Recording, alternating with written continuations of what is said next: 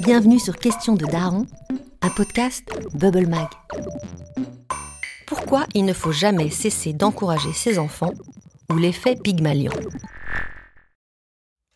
Un enfant naît 2 fois, quand il sort du ventre de sa mère et quand les premiers regards se portent sur lui. Pourquoi? Parce que l'être humain est avant tout un être social. Pour se développer, il a besoin des autres. Ainsi, ce que l'entourage d'un enfant lui renvoie, que ce soit positif ou négatif, verbalisé ou non, a sur lui une influence majeure. Tel maître Yoda, l'enfant perçoit tout et la plupart du temps s'y conforme. Je m'explique. Dans les années 60, le psychologue américain Robert Rosenthal et la directrice d'école Lenore Jacobson mettent en lumière, au travers d'une expérience célèbre, ce que l'on appelle aujourd'hui l'effet Pygmalion.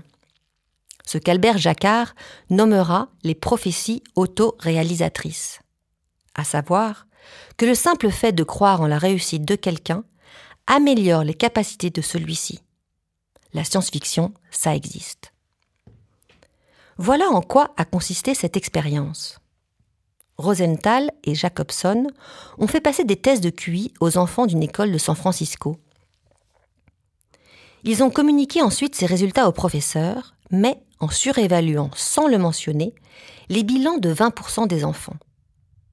1 an plus tard, lors d'un nouveau test, ils ont constaté que les élèves surévalués, autrement dit ceux que les professeurs pensaient plus intelligents, avaient amélioré de 5 à plus de 25 points leur performance au test de QI. Incroyable, mais vrai.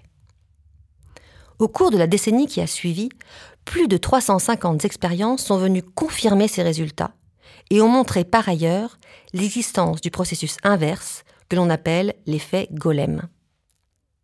Voilà pourquoi il est important de toujours croire en ses enfants, même et surtout lorsqu'ils sont en situation d'échec. L'avenir n'est jamais certain et leur développement jamais figé.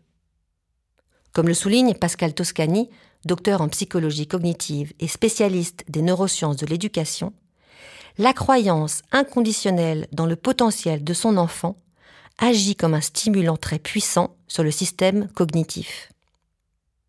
Bien sûr, cela n'est pas magique non plus.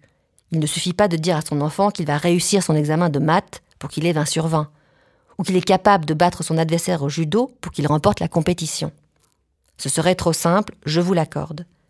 Mais l'encourager, le soutenir et ne jamais perdre confiance en lui ne peut que l'aider à s'améliorer. Cela, c'est certain. Question de daron? Psst, les darons, posez vos questions en envoyant un mail à podcast@bubblemag.fr. À bientôt!